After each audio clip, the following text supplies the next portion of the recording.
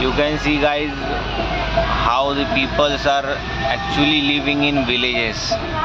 When the heavy rains comes, the all the here whatever they are at home, water enters and they are not able to live there continue, because you can see all the metal and other type of jhopdi. This is a chota mandir,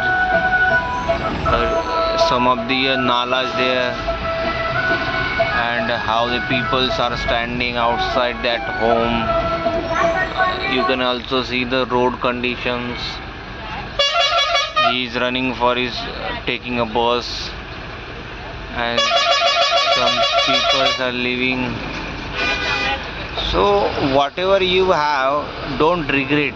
If you have some less sources, so always stay happy with them, because God sees everyone's what God knows what they are giving the peoples. If they are living in villages, so that type of source is not available here. That is why the people are living like that.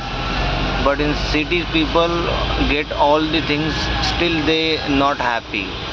Okay, so try to be happy. We get a one life. Don't regret. If we have some, try to happy.